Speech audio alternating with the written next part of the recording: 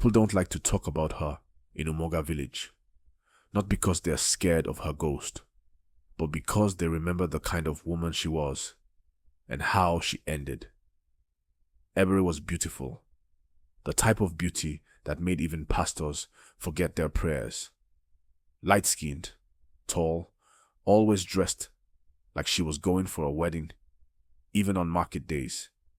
She could make a man forget his wife with just a smile, but she was not the type of woman that stayed with one man. The first man she ever stayed with was Chuka, the tailor. He used all his savings to rent a small room for them in the village, bought a mattress, stove, and even a radio. 1 month later, Ebere told him he was too poor and left him for Johnson, the rich spare parts dealer from town. Johnson paid her bride price. People thought she would finally settle down, but after 5 months, he traveled for business, and she brought another man into their house.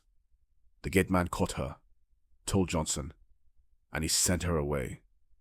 By the time Ibea was 25, she had stayed with over 10 different men. Some were single, some were married, some were even pastors, but no man lasted long in her life. People warned her. Even the village women sat her down and told her to change her ways. But she would always laugh and say, "Why should I stay with one man when I can have them all?" Some said she was cursed. Others said she cursed herself. She didn't care. As long as the gifts were flowing, money, phones, clothes, bags, she was happy. She said, "Marriage is for weak women.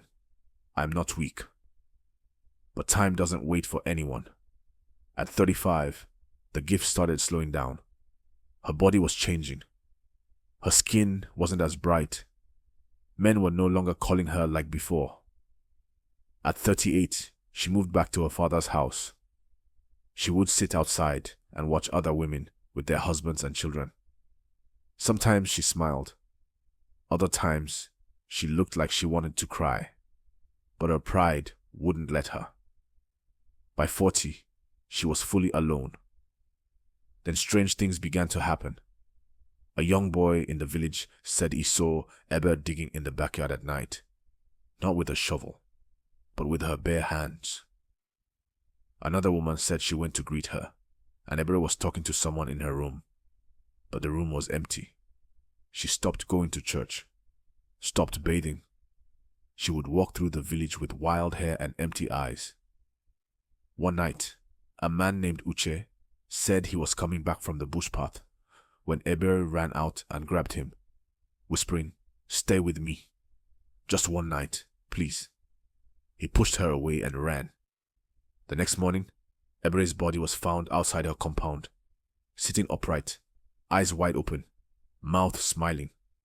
But she was dead. They buried her fast. No one wanted trouble, but trouble came anyway. A week later, a young man in the village had a dream.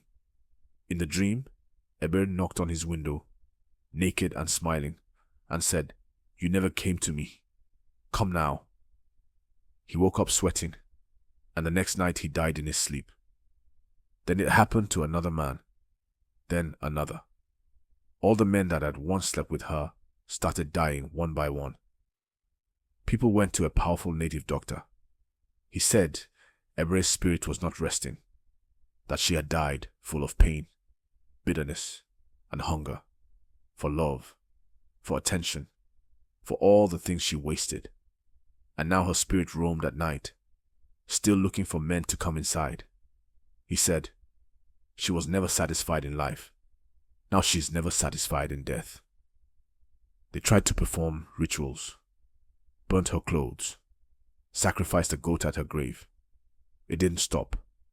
Some say she still walks the village at night, naked and smiling, knocking on windows of men who once looked at her with desire.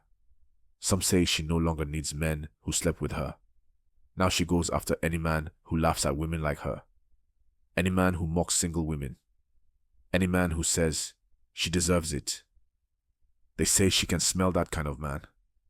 That's why, last night, when I heard the knock and saw her face in the window, half rotten, half beautiful, I knew what I had to do. I didn't open the window. I turned off the light, knelt down and started praying. I haven't slept since. Because she said she'll come back. And next time, she won't knock. She'll come in.